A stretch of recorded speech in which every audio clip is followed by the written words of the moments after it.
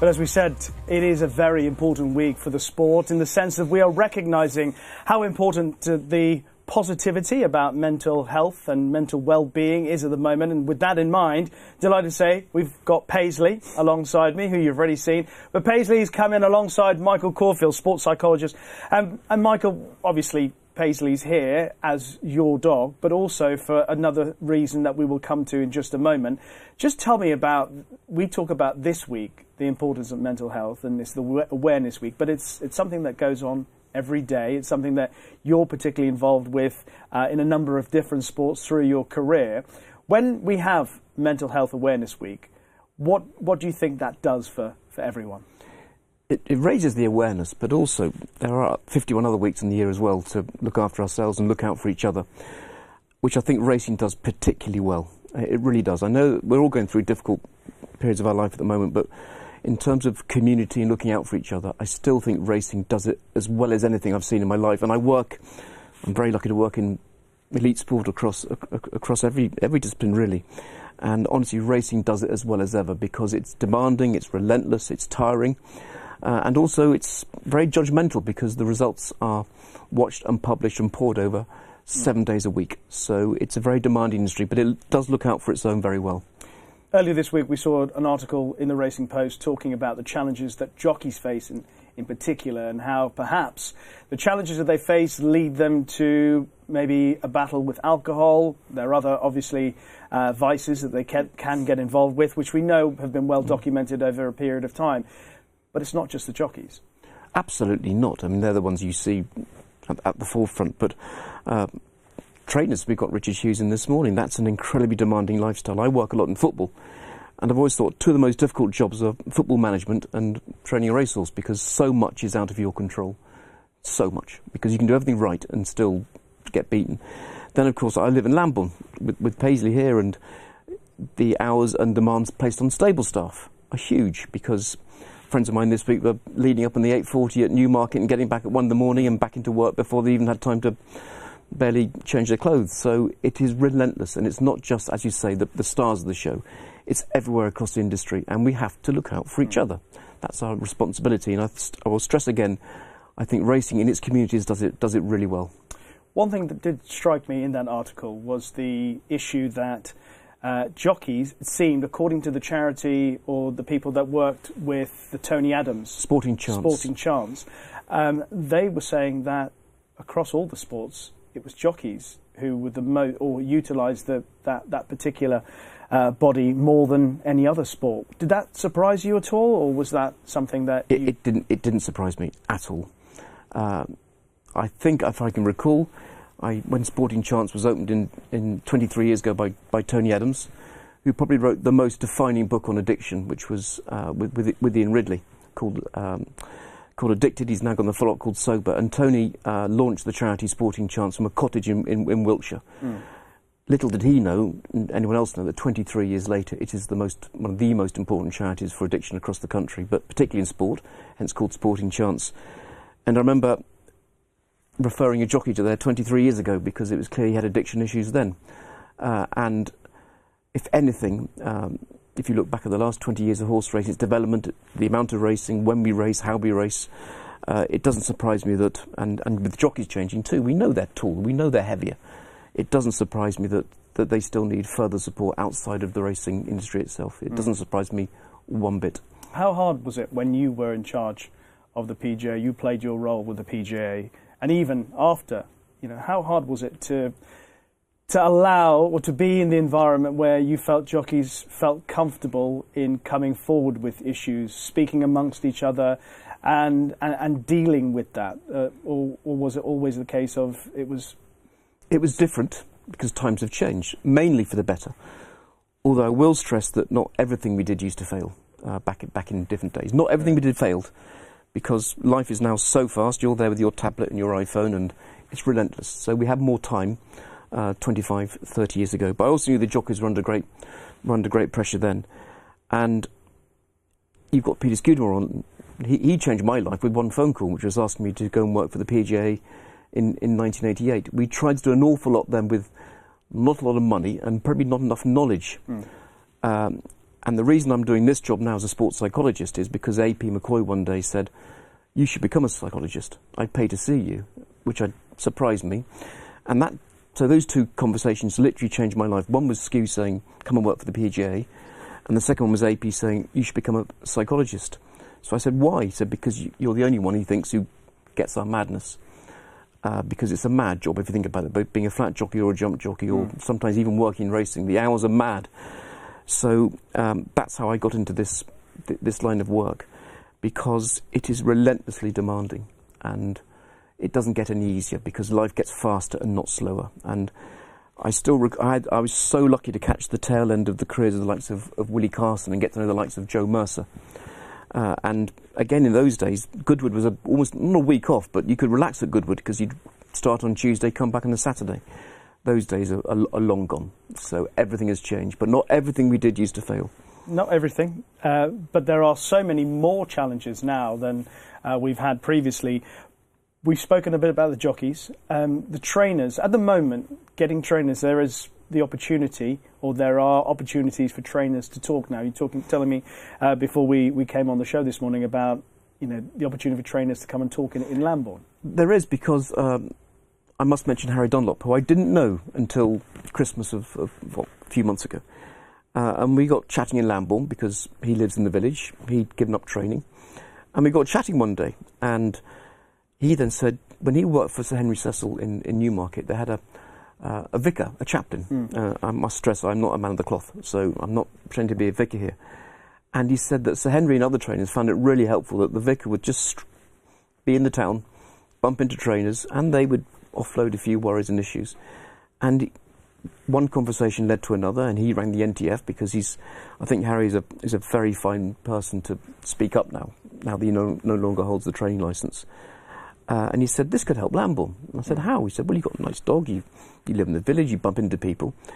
And so we've just launched this very informal pilot scheme whereby if anyone wants to offload something, have a few moments, everyone can get your phone number now, that takes 3 seconds, and I live in the village.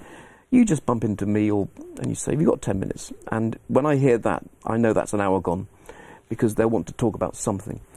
And we're hoping that people just come forward in their own time. Yeah. And if they don't, they don't, but I think they will. In fact, one has already, and they just say, have you got a minute? Which became an hour. And tell me, is that because when they come to talk to you about something that might be bugging them, that it may not be the thing that's bugging them that's at the heart of the issue, that it could be something, far more deep-seated, deeper issues? You make a good point. It's not the 3:30 at Bath tomorrow. Exactly. And does my horse need to go left-handed or right-handed? Yeah. And by the way, I wouldn't know the answer anyway. But there's something else in there. And if you talk it through openly and privately, of course, eventually, I think a lot of people can sort their own problems out if they talk it out through loudly, without just sitting in your own room in isolation, which we're all capable of doing. We are all capable of retreating. Yeah. COVID showed that on a global scale. You can just retreat into your own bunker, and that's the wrong thing to do. And just by starting a conversation, literally starting a conversation, it may well take you to a fantastic conclusion if you carry it on. So that step one is literally talking and meeting with someone. And we do it in all walks of life, but I think I've learned through my career in life that the informal conversations, Rishi, are sometimes far more important and life-changing than the formal structured conversation, particularly in meetings where there's people watching you. So I'm huge in informality, and which leads people to talk and just open up a bit more. Are informal conversations easier to have than booking an appointment to go and see someone? The cynicism that's out there allows people to feel like they're being judged when they say or even think almost that they want to reach out because they may have an issue, because there is so much stigma attached still. There is. Let's be honest, there is, and even 2023 with the end of Mental Health Awareness Week, the stigma attached to it is still extraordinary. And I think I said to a colleague of yours this week, if in 20 years' time we're on this same sofa, we'd nearly be having the same conversation about stigma, because it will always be there to a degree. It's not about anything else, but on this topic, there is. And if just by little centimetre by centimetre we can break that down, I think we're doing everyone a huge service. Now, let's talk about some of the things that have helped. You've obviously spoken about the sporting chants with the jockeys, the informal chats with the trainers, etc. There's Racing Welfare, who are going to be on the show later on. They're doing constant good work. There's also this chap here who's having a lovely kip on the sofa. I mean, he's very wound up, isn't he? I'm so jealous of Paisley. This is the sort of Sunday morning that I would like to have. But tell me about his role in Lambourne. You were telling me that everyone in Lambourne knows Paisley. They know Paisley. I don't think they know who the owner is, because literally I go past String and Strix. We walk a lot around the gallops and around the lanes, and just string after string will go, morning Paisley, morning Paisley, morning Paisley, and it's as if I'm invisible, which is wonderful. He's 2 and a bit years old, bred by Cathy Twiston Davis over in the Cotswolds, and I lost my first dog, Shankly, because Shankly and Paisley, if you follow your football, yes, they followed each other into Anfield. Not that I'm a Liverpool fan, but the idea being that they never walk alone, which is the themes, the song for Liverpool. So I was crushed when Shankly died in lockdown, and I swore I'd never get another dog, as you do. But then a friend of mine, G. Bradburn, said, Cathy Twiston Davis got some lovely puppies just born in the Cotswolds. And that week was the rule of 6. You could meet 6 people for a walk. So I went over. So I'm not interested. And within 2 minutes, it's that one in the corner. Yeah. 6 of the puppies were having a little scrap in a box, and he was doing this. And I thought, there's something going on here. So on May the 8th, 2 years ago, he arrived in Lambourne, and he comes ever with me. He's pretty well trained, although that's a pretty natural way. He comes to Brentford Football Club where I work. He comes to Hampshire Cricket. He comes to conferences, if allowed, and people don't have allergies or frightened. Yeah. And as we've seen in so many walks of life, an animal can just change the atmosphere. He's changed the atmosphere of this studio. We walked in this morning, 7 or 8 production staff here, and immediately the mood changed when he walked in and fell asleep and asked for a biscuit or whatever it was. Yeah, it's normally 2 or 3 production staff, but when they heard he was coming in, they arrived in their droves, and he's changed the mood of this studio this morning. Absolutely. So it's very normal, it's very informal, and my way of working in psychology, that's what I'm trained to do now. I don't do half an hour here and half an hour there. I sometimes don't book any meetings. You just let things happen. And he's played a huge part in that. I see this week that Arsenal have got a dog at their training ground, so the greatest form of flattery is imitation, isn't it? Mikel Arteta has decided that it will help. It will help, and it probably will. And I go on rehab walks with players at Brentford, and they find it very helpful. It's very normal. So in my tiny contribution to my field of work is to break down the barriers, break down the stigma, and realise it's a lot about conversation and trust and timing. And my job is about trust, and it is about timing also. So those are the sort of the basics that you mentioned: conversations, trust, timing, etc. But in terms of practicalities with routines, etc., because as you know, Michael, people are so busy these days that they don't have time to look after a dog. They don't have time to care for a dog. So if a dog is able to, or a pet, or a horse, enter into their lives in some way, the importance that they can play in helping people feel better, which ultimately is what all these conversations we're having. It's about feeling better. Look at Park Lane Stables. Look at all the work that animals can and nature does. I mean, the one thing about racing and animals is we're in nature all the time, which I can assure you helps, because if we're living indoors, there's not a single window in this studio. If we were here for 3 hours, we'd be fairly tired by the end of it. So use nature, use animals, and the one word you've used there is time. Time is now everyone's enemy, because no one's got any time left. Yeah. And that's not, I'm not being sort of just looking back with rose-tinted glasses here, but we used to have more time, and we've got to create more time to rest, relax, and switch off, because I always say in racing, if we treated ourselves as well as we treated the horses we all care about so much, we'd all be healthier. That's the point I was coming on to. It's funny how when people, I mean, you're seeing it here. You mentioned it when you came in. You walked in this morning with Paisley, and people that you'd never met before suddenly showed you emotions that would never have shown you as a human being.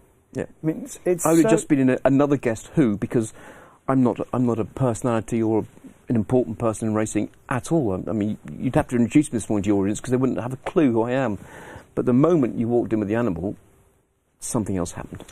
Which is the importance of, the people who get the opportunity to work in racing close to horses. Yeah. They do have that benefit. They do have that. Racing ticks every box for me. we're outdoors. I'm still going to say we, because I live in Lambourne, and racing, everything I've done in my life has been due to horse racing and working with animals, which I wasn't really a country person before.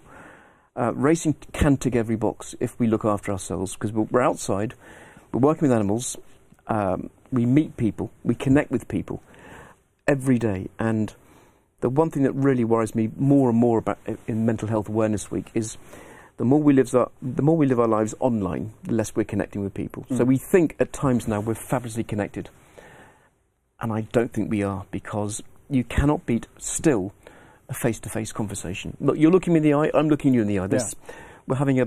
We didn't rehearse this. No. I didn't know any of the questions, but we're looking each other in the eye and we're exchanging valuable moments together. And I think we need to do more of that, not less of it, because the more we spend our time online, the less we're connecting. Even though we think we are connecting, we're not really. If you were to narrow down, and I know this is always a difficult thing to say to someone like you, Michael, is because it's so hard saying to people, these are the steps that you need to take to be better, to feel better. But that's the world we are living in now. We are forced into saying, okay, well, give me a 3-point plan or whatever it is. If you were to be pigeonholed into that, to say, look, if I were to advise people out there who may be listening to this and may need a bit of help, or may know someone who needs help, what would be the best way of going about that? How would you advise someone? Number one, connect with someone, or just connect with them. And that might be the text message, the WhatsApp message initially, but we all know people who are struggling. End of. We just do. We know people who've gone through terrible things in the last few years, not just the wretched COVID pandemic, but on your phone now, you'll have 5 people you know who have gone through illness, who have family gone through illness. They may be grieving. They might be having a horrible time professionally. I still can't believe how one phone call or a knock on the door and say, come on, we're going for a walk. We're going for a cup of tea. How much that can change someone's outlook on life. Come and walk with Paisley.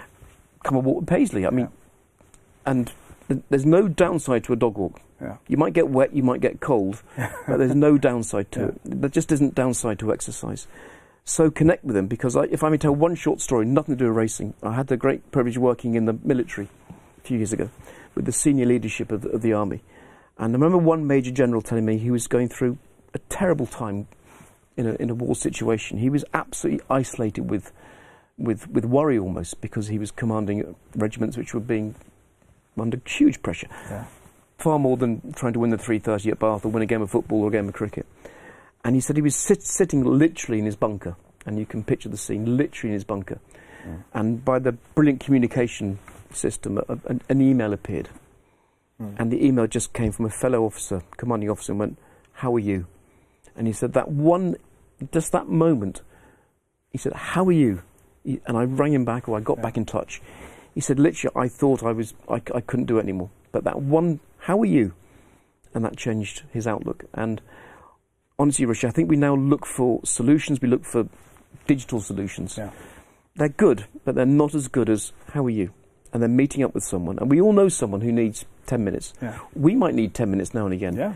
And I can say, from my life, living in Lambourne for the last 2 years, because we've all gone through I went through a difficult spell in my life, but Lambourne literally has given me a different outlook on life, because 10 times a day, literally 10 times a day, I walk around that village, morning, evening, mostly with Paisley, and the same thing happens every day, which is someone goes, "Michael, how are you?"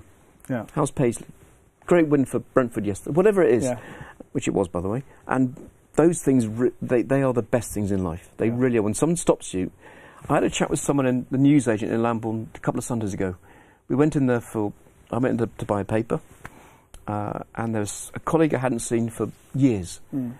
We stopped, and we'd realised at the end of it, he fell asleep in the aisle, and we spoke for half an hour.